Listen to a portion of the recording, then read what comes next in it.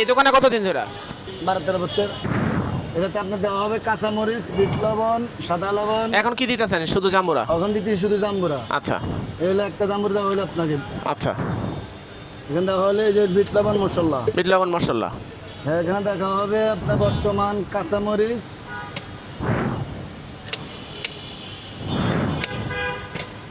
হালকা পাতলা ধরা হলো। আচ্ছা